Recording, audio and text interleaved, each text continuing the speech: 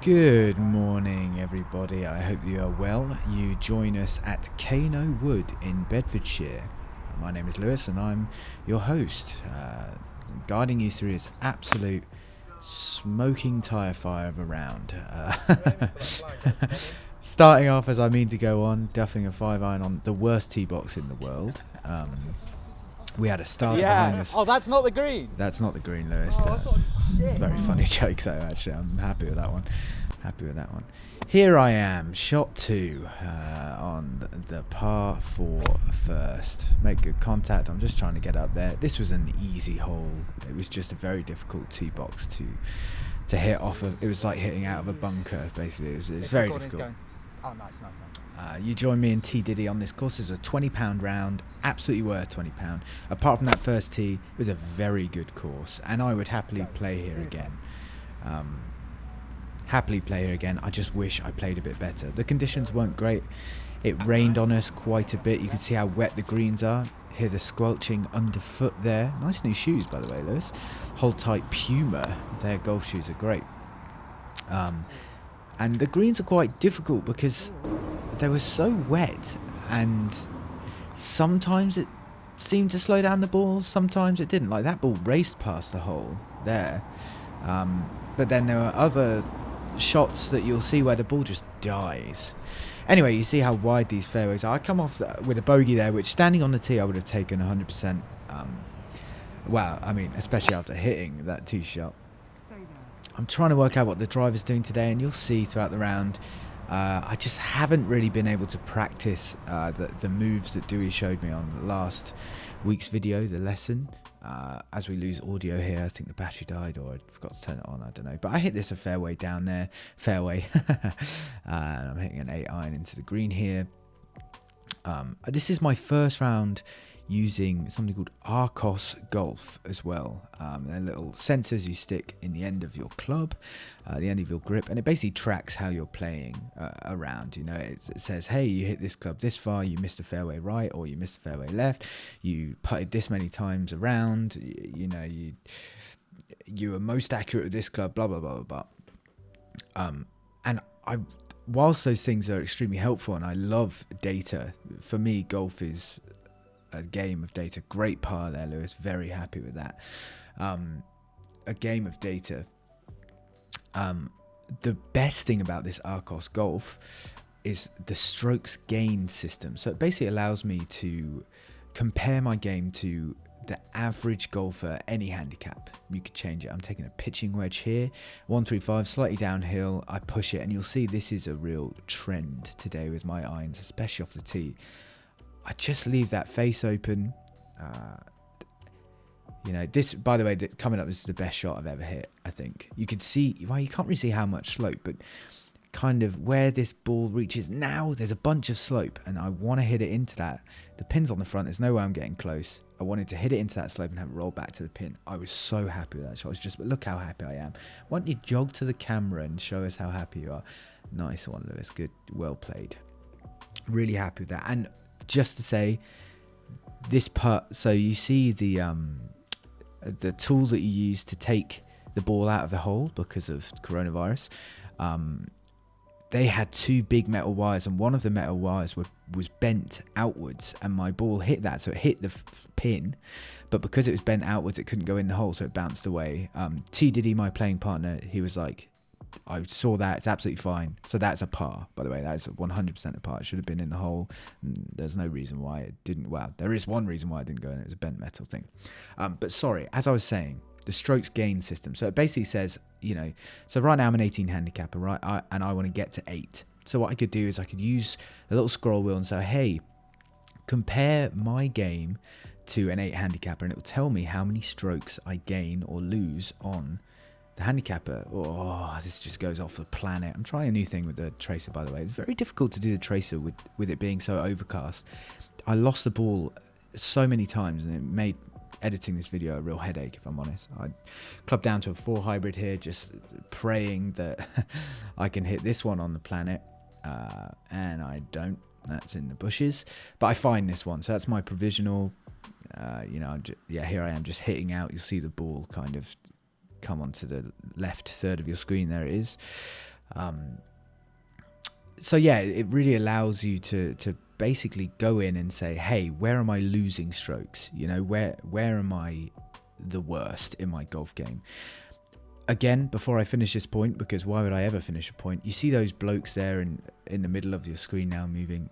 There was a bunch of traffic on this course. I can see why. It was a cheap round, and it wasn't like, you know, pissing it down, shall I say. So people were out in droves, and it was such a hurry up and wait round. I hate them. I'm just pitching out here with the gap wedge, because you get to your ball and you're waiting because the guys in front, you know, are trying to get to the green. Oh, the sound's back.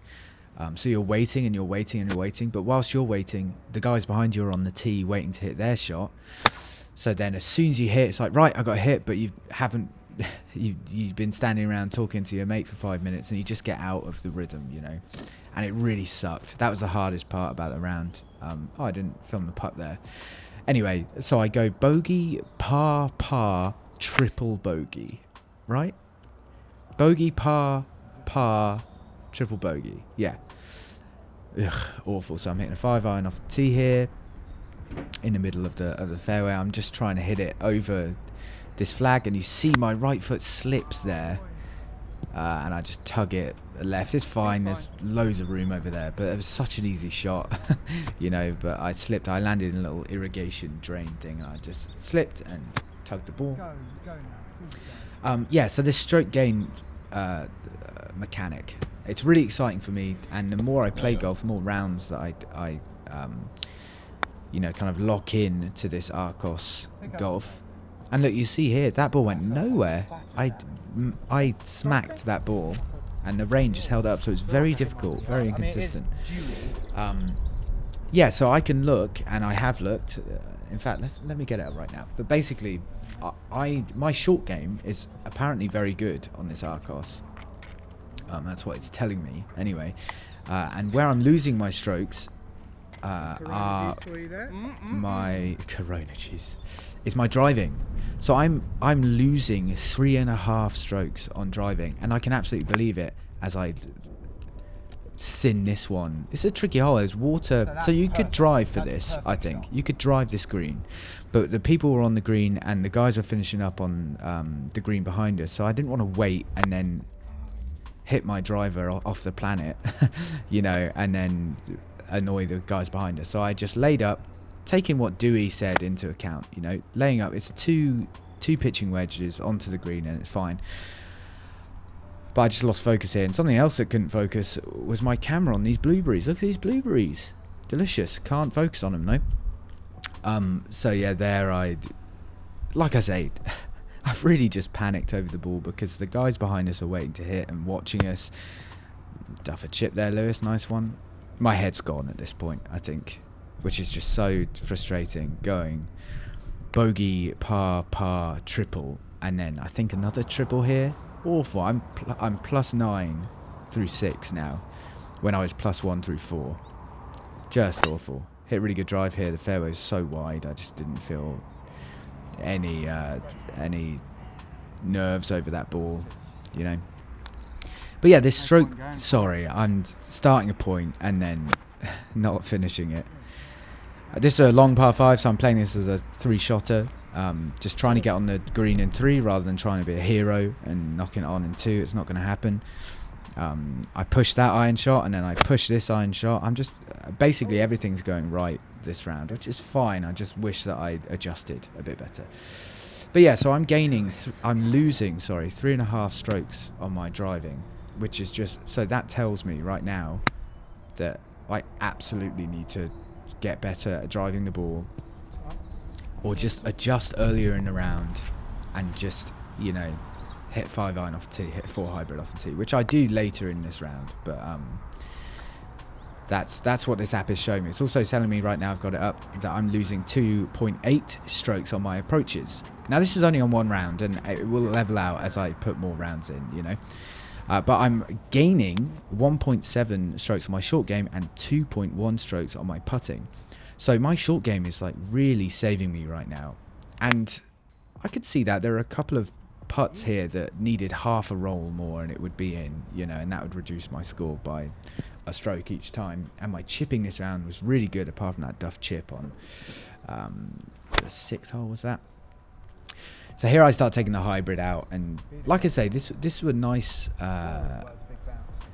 a nice course because it wasn't really long. There were some long holes on it, don't get me wrong, but it wasn't extremely long. But the holes were shaped in a way that it really encouraged you to manage how you played the course, and I enjoy that.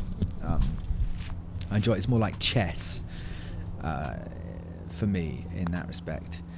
Here I am, look, you know, missing a putt again.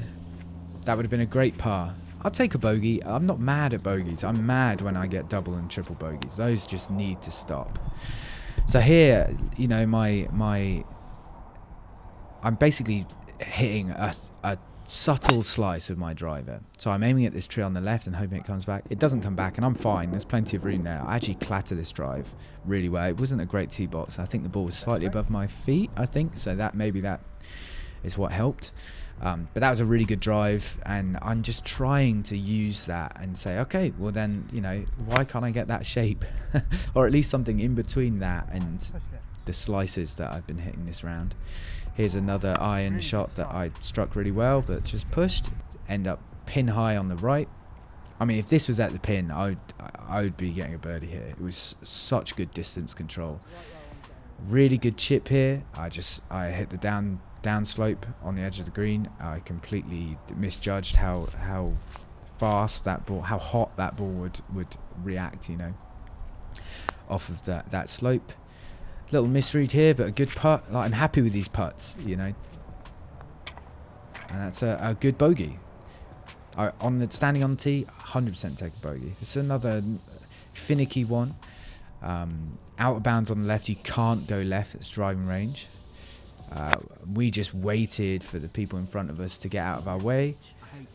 I hate you too, Lewis. And the guys were waiting on the tee for us to hit. It's just what, look, see, these guys are just on the green, and I'm like, look, I'm not even going to go for it. I should absolutely be going for the green on this shot. I'm close enough to do that, but I'm just like, I need to hit it. I need to get out of the way of the people behind us. End up pushing an 8-iron. Hit a good strike here, just quite high on the face, so it didn't go as far as I'd hoped. And then I'm chipping again. This is for par. Hit the ground before the ball here. It goes fine, but I'm just like very frustrated here. And it's annoying for me because I love golf and I love playing golf, but when there's so much traffic, this is a great putt. If I hit that, you know, a third. Oh, I knocked that putt in for whatever that was. But now I'm 15 over through 11. I mean, come on. Here I'm hoping for the same shape. I end up hitting the patented slice. But it's far enough up there that it's fine. It's fine. But I love playing golf, but as soon as there's a lot of groups out and we're waiting on the people in front of us to hit before we hit, and then before we hit, the guys are standing over their balls, hands on hip, waiting for us to hit, I just get really flustered. And that's something that needs to change, and it will change with playing more golf. You know, I know that these guys behind us don't really care. You know, we've all paid the same amount of money. That's not the issue here. But I'm just like, right, let's get out of their way. Let's hit the best shot in the world. This, by the way, is a very good shot. This flag is short on the green. I cannot be short of this flag. Great shot. Too good. But I end up being short of this flag. I don't know how that happened. Look, another putt that, like, is an inch away from being in. So yeah, it's just kind of managing that. I think I'm quite hard on myself on the course. Like, I know that, but it's just because I know that I can play better than I'm playing. This is a great drive. It followed the shape of the hole. It's way down there. It's really starting to rain at the moment, and it's getting quite miserable. But I'm happy with that. Walk to our ball, and I'm hitting a 7-iron here. Just chunk it. I mean, it's a simple iron shot. I should not be miss-hitting the ball that bad. So I get frustrated with myself. But the good thing with golf is then you hit shots like this, which is like, that's a perfect shot. Shot, mate. Good shot, mate. I was never pissed off. I don't know what you're on about. I was so pissed off. But that was a great shot, and this is what golf does. It basically like gives you the worst round ever, and then you birdie the 18th. Like, look at this. That, and statistically, like the make percentage, you know, the percentage of making that putt is so low, and I've almost done it. So my putting, I feel very confident with. You know, it's just kind of picking up the driver and giving myself a good chance. Here's another iron shot that I've pushed. Pin high. It's a perfect strike. I just push it. Now, if you can see it on camera, T Diddy just hit his to about half a foot. Yeah, stoned. Yeah, it was a great shot by T Diddy. And actually, on par threes, I think we've gained so many strokes. Oh my God, sit down. I think we end up like 2 over between us on par threes today. Held up in there. Which for an 18 handicapper me and a 20 handicapper T Diddy, that's exceptional. Like, par threes are like statistically the hardest holes, you know, and we're playing them well. So it just goes to show that within 150, Lewis has a sandwich. Oh, that's good. Forgot that I left that in. Little sandwich review for you there. Within 170, 180 yards, we're good. You know, we're getting up and down. Well, in 3, I guess. So I was aiming where this ball went, and I was hoping that it would fade so that those trees wouldn't be in the way, and it went dead straight. So that's fine. And this is a long hole, so I'm taking a pitching wedge and then a pitching wedge. I want to knock this over those trees. I just hit the earth first, and it goes nowhere. I should be a lot closer than I end up being, but yes, I'm 180 here. I should be like 130. Push a 7-iron again. Oh. And I actually didn't hit record, but it took me I end up in the bushes by the green, and I took 2 shots to end up where I am. So this is my 6th shot, and that's a double bogey, which is a shame. So now I'm 19 over through 15. I mean, just looking at that score is so soul crushing. I'm aiming left here because I've pushed every shot, and then I fat it again, which is when you hit the earth before the ball, so the ball makes contact with the club face. Yeah. Oh, I knew you were a dickwad.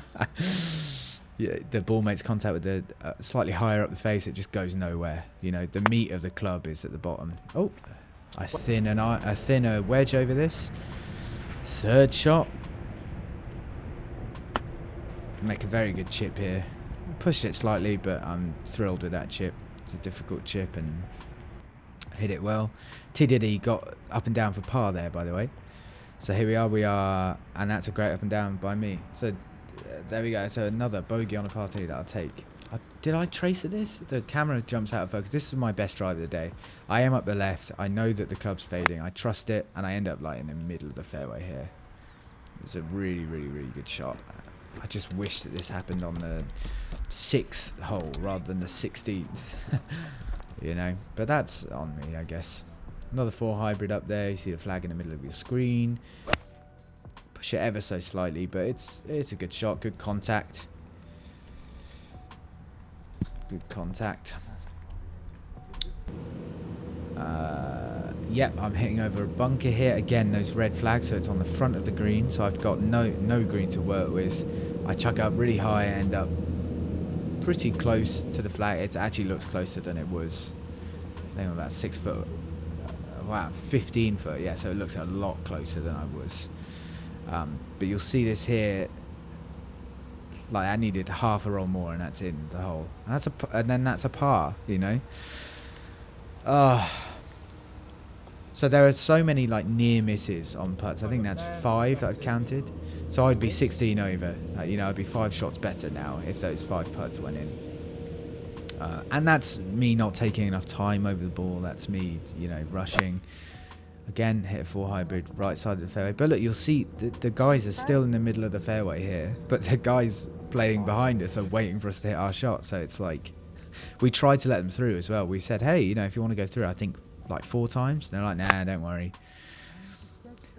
So I've been pushing irons all day, so I aim left, and then it just goes exactly where I was aiming. Gives me a chance to try that 7-iron like bump and run that Dushan taught me a few lessons ago though, and this is like flawless. I needed to land. If it landed on the green, that was in the hole, I reckon. Just got held up a little bit. And here I am for par, which once again, that's like centimetre away. And here, so T Diddy's ball went long, so I was finishing up so that they could hit onto the green if they wanted to. So here I putt and then run. Look how athletic I am. Wow. Final hole, par 3 over water. T Diddy actually skimmed his ball over the water here. I'd still got, ended up with a bogey.